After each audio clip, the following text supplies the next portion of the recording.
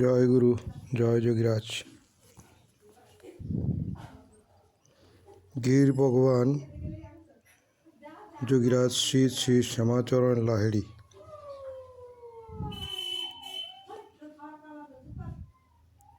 যোগীরাজ ছিলেন একজন সাধারণ গৃহী মানুষ।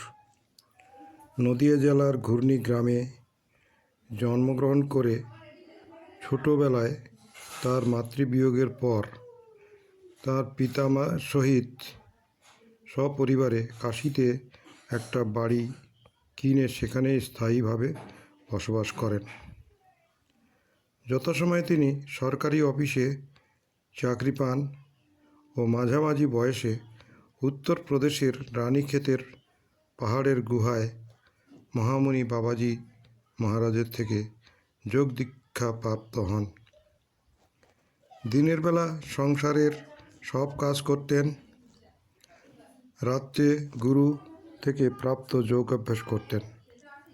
ইতিমধ্যে কাশীমণি দেবীকে বিবাহ করে 5টি সন্তানের জনক হয়েছেন।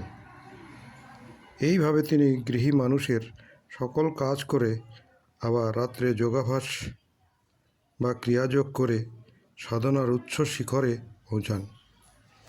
তিনি সর্বজীবে ও সর্বভূতে নারায়ণ দর্শন করিতেন।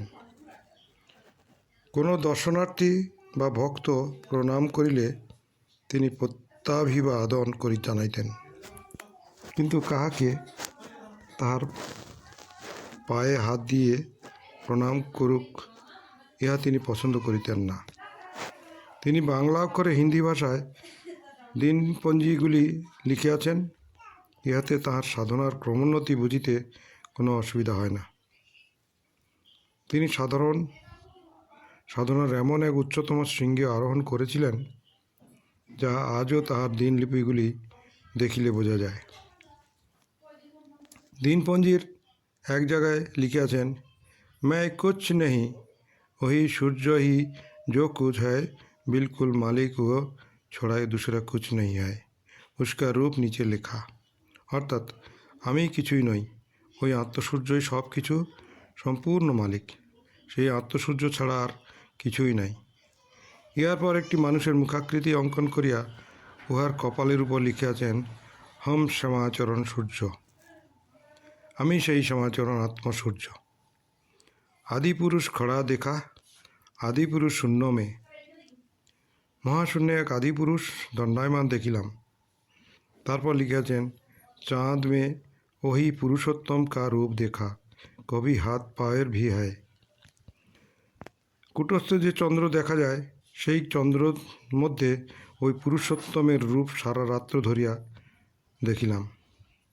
কখনো হাত পা আছে তাহাও দেখিলাম। নক্ষত্র এক আদমিকে ছাতিকে ভিতর দেখা, এক ব্যক্তির বুকের ভিতর সেই ধ্রুবতারাকে দেখিলাম।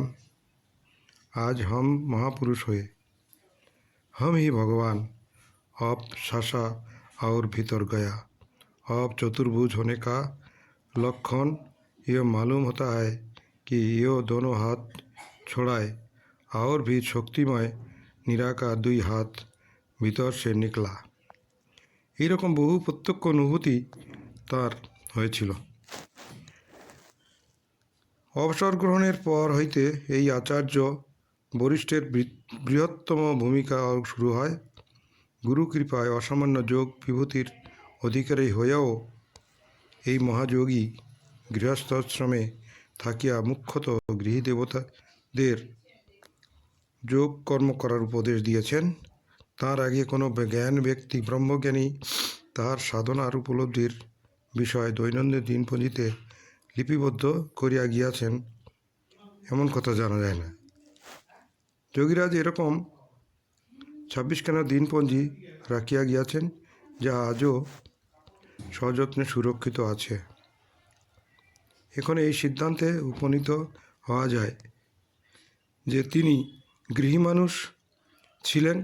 আবার আচার্য অশোক কুমার চট্টোপাধ্যায়ের লেখা পুরাণ পুরুষ যোগীরাজ শ্রী শ্যামাচরণ পুস্তকে বর্ণিত তাঁর জীবনীর প্রত্যক্ষ অনুভূতিগুলি বিবরণ বিশ্লেষণ করলে জানতে অসুবিধা হয় না যে তিনি আবার ভগবান। তাই যোগীরাজ হলেন গৃহী আবার ভগবান। তাই তিনি গৃহীর ভগবান যোগীরাজ শ্রী শ্যামাচরণ লাহিড়ী।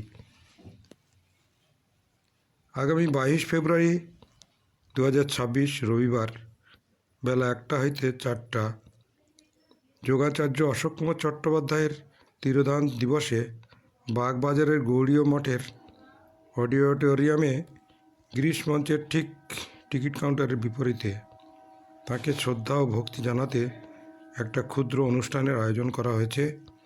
এই অনুষ্ঠানে সমগ্র যোগপ্রেমী বা ক্রিয়াপ্রেমী মানব জাতিকে আহ্বান জানাচ্ছি। জয় গুরু, জয় যোগীরাজ।